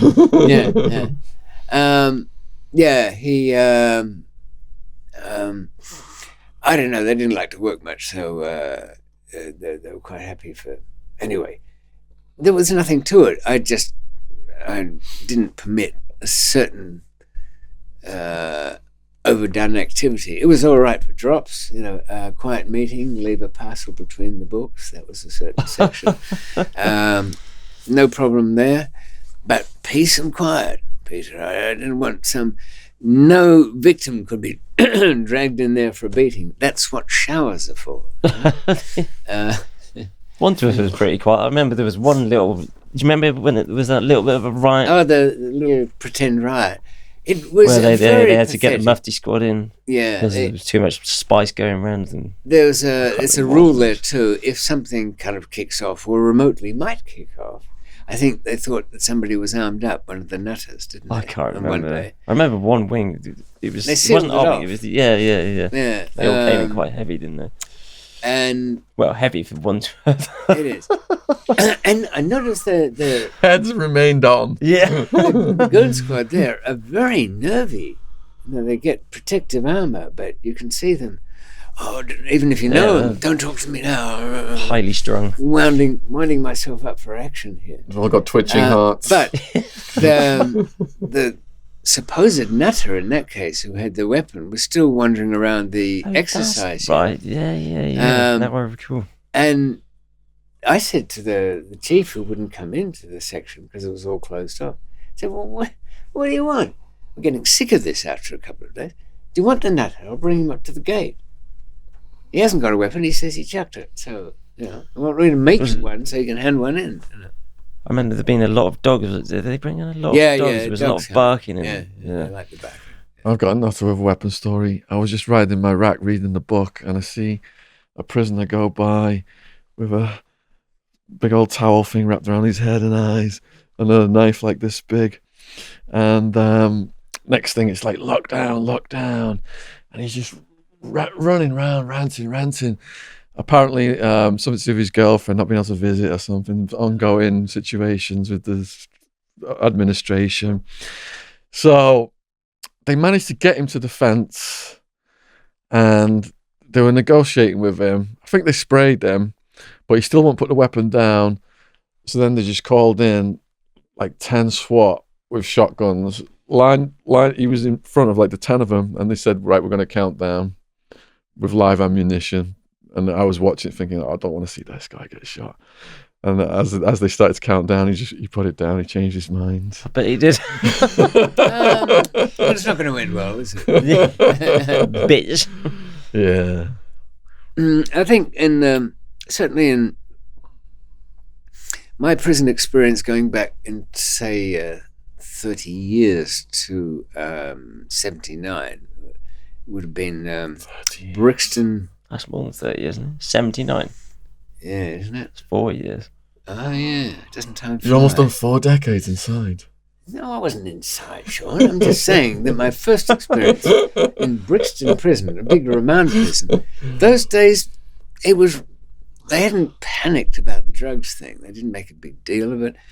If you were on remand, you could have beer. What year was this? This was 78, 79. I was 2. It was So ridiculously you were in the UK crowded. system as way back then. A bit of hash at Heathrow, complete.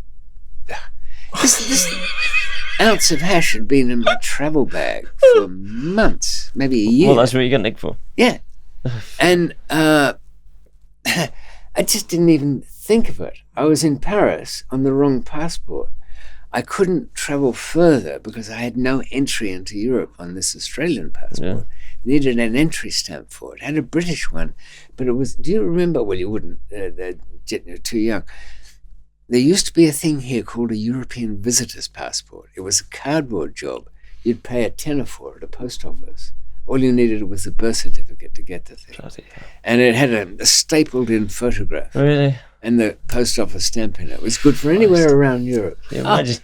It was a diamond, I can tell you. Yeah. You'd arrive back from, bumfuck Egypt or something like that, and then show this thing, and you were kitchen clean. You just, because you transited in off the Egyptian flight and via Spain or something, and you can say you were on down in the islands easier back on then, the huh? holidays. Oh yeah, it was. But that's how I'd entered the country. So I needed a stamp. So being in Paris, I said to my girl, look, I'm going to have to run over there and get this stamp. The whole trip's for nothing but this entry stamp. I solved the problem later by making my own stamps. But, they've got a special ink that reflects differently. But that's the tutorials on my channel. And I went to Charles de Gaulle, landed in London, pulled out the right passport, got it stamped in, stuck it down there with the other cardboard one, went through and thought, I don't like this. It was ghost town, nobody there. Now, ghost towns can be good, but Heathrow, not always good. There was one guy, tallish customs officer, long hair, nothing but trouble. Your long hair, who gets into uniform, he wants to make a point about his individuality, doesn't he? He wants to stand, he doesn't follow the herd. It's like the end of A Clockwork Orange. Yeah, he wanted to kind of...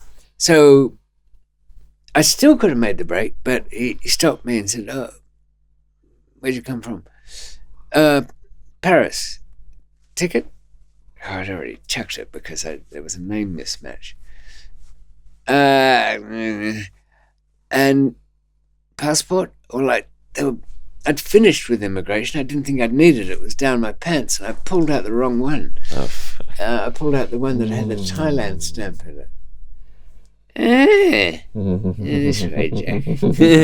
6 hours later. No. 20 minutes later, poking around in my bag and finds this bit of hash. I'd forgotten about it. You wouldn't think about it. But I would have been more tuned in if I'd been on a run or I'd had dope or something with me. But that was all done. It was cooked away. So I thought, this is going to be tricky. Because they're going to search me and they found the other passport. So that's why I ended up getting locked up, because there was 2 passports in there. Not to mention 2 kilos of A class that was dumped right in front of me. They didn't find it though. Really? No. My girlfriend, sharp as a tack. She said to them, Oh, I just picked him up on my travels around Asia. Yeah. You got it out. She told them Allegedly. that I was sweating over to 2 suitcases, and when somebody came over to Paris and picked them up, then I'd relaxed. And they're banging this container with the stuff in it, going, "Oh, we've missed it." And they're saying to me, yeah, all right, so suddenly you're all cooperative and pleading to the passports, pleading to the hash, pleading to killing Kennedy, pleading to anything. You want the girl to go, even though she snotted one of our customs women during the strip search. She's feisty, yeah. But we'll go for all of that. All right, so off you go to jail. Oh, by the way, what do you want done with that, what the hell is it? Radio tuner thing you got there. The one you've been banging all night, saying something, the long hair's been saying there's something not right with this case. I don't know, give it to the girl. She'd kind of come out, she doesn't even know my right name. So, all right, so she took it. And I think, Wow. that's over with. It was too close for comfort. But as I was saying, the remand back then was sort of okay in a way. You could have what you want. You were not considered convicted, but and anything could come in, big loads of food and stuff like that. They were overcrowded, the prisons. Brixton was the main remand one, and then I got out after 6 months from that thing. But looking at them over the years, now, back then you could see about the villain section was quite a strong proportion. There was a good 20% of guys that were people you could talk to without fear of being ratted out or anything like that. But nothing like that. At the time you and I were in Wandsworth, it would have been, tell me if you disagree, 2%. 25% wife beaters, 25%, 30% just nutters, care in the community. Yeah, and they closed all the big nut houses. They put them in these little share houses to save time and money or something. And then they all end up getting nicked for something. But they're sane enough to be able to consume food and go to the toilet without causing a public scene. So, well, not much of one. And then they end up going to prison for it. What was the food like in Wandsworth? Better than Ecuador. Yeah, well... No guinea pigs? No. It was worse than it was 30 years ago, strangely enough.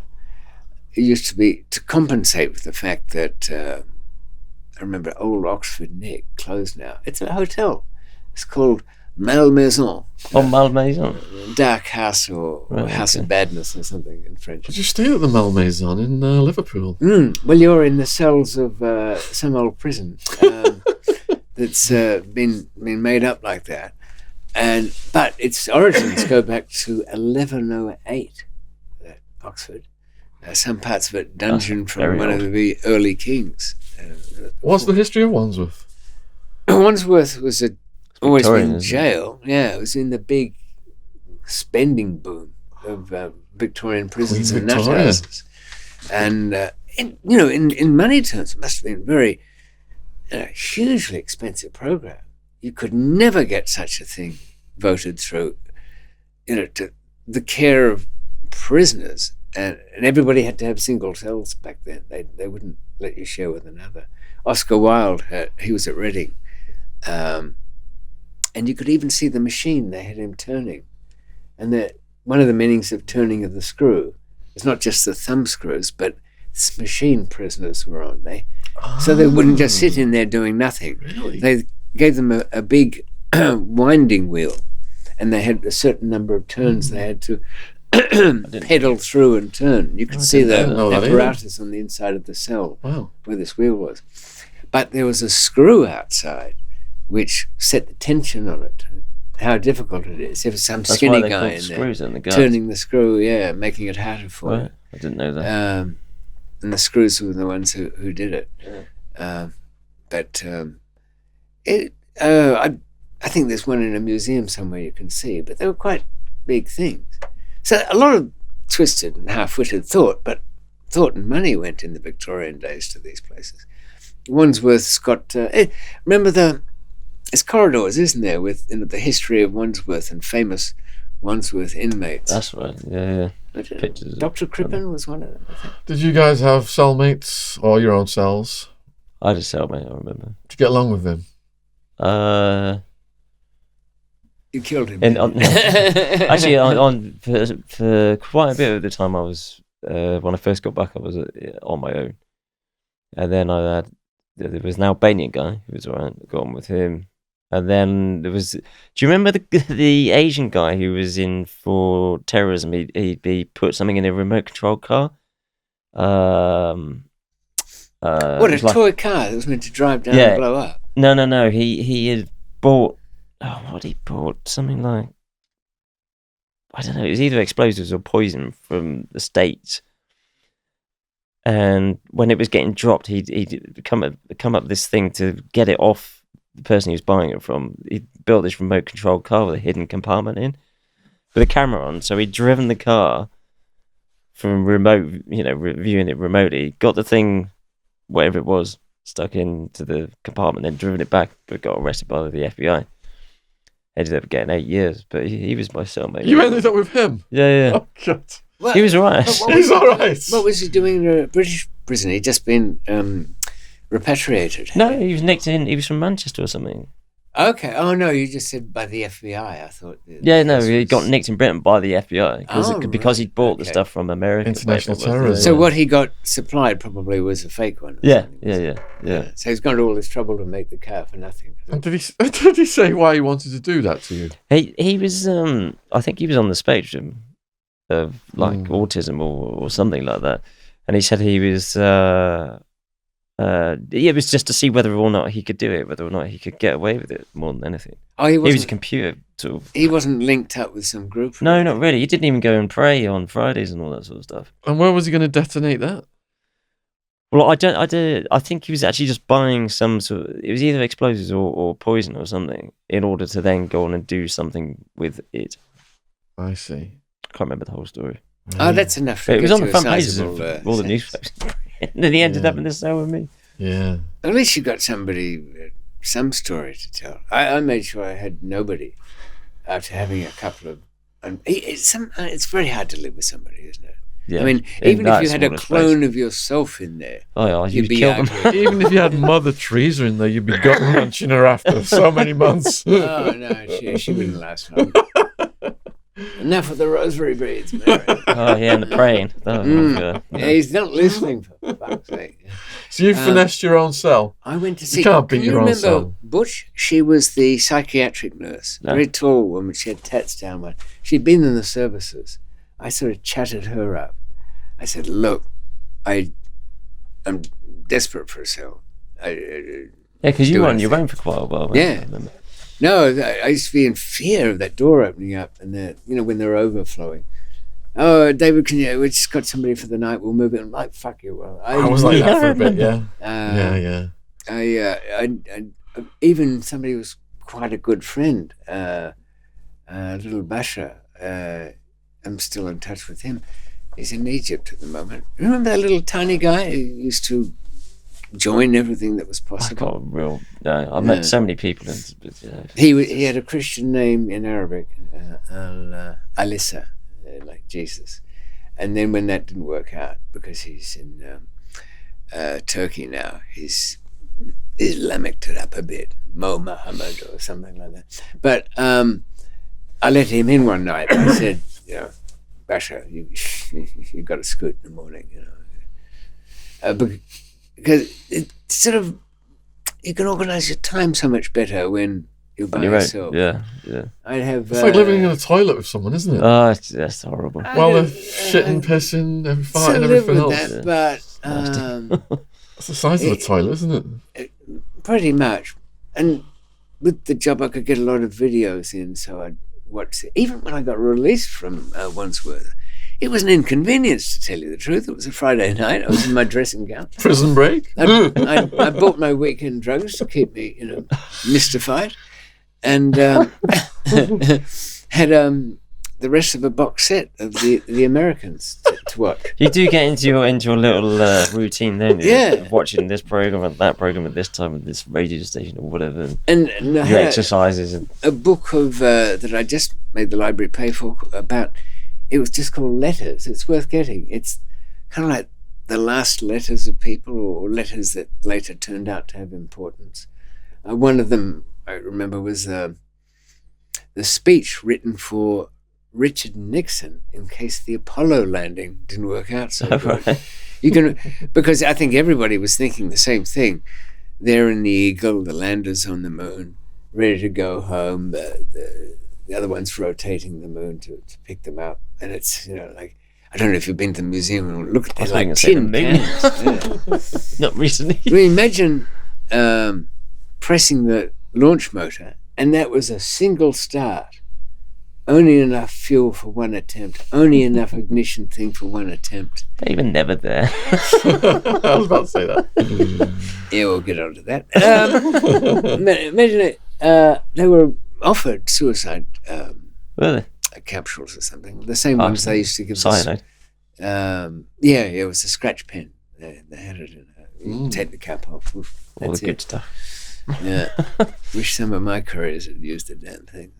Was it weird dealing with British guards after foreign guards? Like, were they more cordial? I don't know. You don't really deal with the British guards, really, do you? Well, unless you need something from them. Yeah. It was just back. It was just my mindset's always been that way, anyways. So. Mm-hmm. I mean, obviously, minimize anything. you couldn't ask them for half an ounce of coke and a handgun. No, they probably misunderstand that entirely. There was only one. Not quite the same. There was one guard at Wandsworth who used to do mail drops. Anything you could fit in an envelope. He was on, what do they call them? Auxiliary staff, the night staff. And he'd pass it under your door. And I think, what was the price on that? It was relatively cheap. It was £100 or £200. So whatever you can get in there, quite a lot fit of under the door. Or trips. Yeah, but you can imagine Coke and Wandsworth. They wouldn't know what to do with it. Yeah. So spice was the big thing. No, that was the money maker. People would profit. And even then, but I believe more so the last few years, the bums you'd see that would come in every couple of weeks, they're letting them out but making sure they come back in. So they're paid to come back in with a bumful of the homeless loaded up. Yeah. They put they pack the homeless with the drugs and send them back in. So, That makes sense. When they arrive, the guy who allocates cells and whatnot at reception, there's a bit of a prisoner input into that, or mostly because the lists are organised. They make sure they go back to the right wing, and then as soon as they get on in the morning, they unpack their ass, explode. And it's usually a few little phones in there, but mostly spice because that's the owner. Very unpredictable. That's Have you ever great. tried it? No, like that. It's you don't know what you're getting, and go easy out there. Just a couple of tiny little bits, because it could be any damn thing. Probably advise Supposedly, against that completely. synthetic cannabinoids, I guess. But how many times would you see the ambulances called in there? Oh yeah, that's regular. Daily. spice Man epidemic. down, they'd say, or a sponsored walk. That was the one I liked. Somebody's at the finish line like that. Another sponsored walk coming up. What about if the mule couldn't unpack their ass? Were there consequences?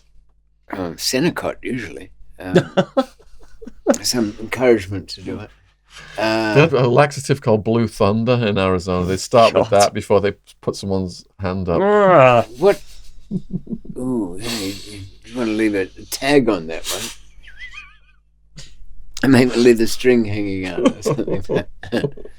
Wandsworth had put in, I noticed, an electric throne. Oh, the yeah. hot seat. That was wonderful. that was for telephones, though, wasn't it? Yeah, I don't think it was for drugs. I've never It was seen it used. magnetic, wasn't it? It was like a scanner type. So thing. if you sit on it when you're just in your shorts or something, if you're packing too much metal, If you got a Prince Albert. Yeah, packing iron in there. But, I mean, I suppose you could say you've got a pacemaker or something like that. In your ass. There's ringing. Shut up. Oh, that package should be worth maybe $1,000 or something like that. Thanks to drug laws. Yeah, and we were saying at the top of the show, weren't we, that the places where tobacco's banned, prices are absolutely hugely inflated. I remembered now from the Australian prison, it was $100 for a packet of roll-up papers. Wow. Jesus. I mean... No Bible's being used. No, I haven't seen a Bible printed in that lightweight stuff. There used to be the international edition of The Observer. It was on a kind of rice paper. Right, okay. Sometimes get those from the British Embassy in Thailand. Prisons. I guess that charity's still going. Yeah, we're talking about that. They are. Yeah. I mean, out of the charities that Brilliant help people. prisoners, they're probably the best of them. Prisoners Actually do overseas who can't even get medicine, they're going to die, and they will get the medicine for them. Prisoners abroad, yeah. Yes, if I was somebody who is reasonably caked up out there, who was thinking of leaving her fortune to the kitty cat, well, leave it to prisoners old Tom abroad instead. won't mind if you leave it to prisoners abroad, neither will we. We'll kitty a special place. And on that note, we're going to wrap it up because Peter has to get to the station. Yep. Pepsi Watson's on his way. Huge thank you to both of you guys for coming in today. Always. Always a pleasure. Hope you enjoyed it, everybody. David's YouTube channel is growing. Please go down and check out what he's doing. It's going to be in the description box. Peter, last time you mentioned possibly starting a YouTube channel. You made any progress with that? No, I didn't. No progress. Okay. No, I mean I didn't mention starting a YouTube channel. Wrong, Peter. Both accomplished authors. I'm correct on that one, right? I'm writing another book. I'm writing another book. It's the early days. That was it. The other book. Yeah. You got it. There was something in the pipeline. Yeah. Not drugs. You know what you need to get is the title and the ending. I've got the title and the ending. No, it's have you? I'm just packing it in the middle. Actually done. I've absolutely brilliant literary craftsmen in this room today. I've read all of the books of the respective gentlemen. David's 2 books, Peter's 1 book. You'll find them worldwide on Amazon. And there has been progress with the audiobook. Yes, I actually completed the thing at about 3 o'clock Have you done in it the morning yourself? last week. Yeah. And it was an ordeal, I can tell you. An ordeal book. But a pleasure to listen to, say my test audience. And by the time you see this, it'll be available with Amazon Audible, which is the future of publishing, I can tell you. Provided it passes the quality control inspection. Yes, I know. That is a bit... But I've really been careful to keep it within a very tight range of expression. They try and make you sound like a robot or something. Not too high, not too low. Okay. I'll have a chat to you about that afterwards. Yeah. No, you want to... I think with your voice, you should use your own too. Shaun did that once. Change the subject. So we're about to go to the kebab house. And what else do I have to say? Huge thank you to all of the people following and liking and commenting on these videos. Like I said, we've already done 10 with David. We will be continuing his saga soon. Thanks to Joe and James for coming in and filming these and audio recording these so you can have them at a good quality level. Very professional it is. And if Shaun's sounding faint, it's because he hasn't eaten all day. My stomach's been rumbling constantly. I'm getting hungry. All right, yeah. So everything is down there in the description box. Please let us know what you have thought about today's video. We will see you soon. Take care out there. Cheers. Goodbye. Bye-bye.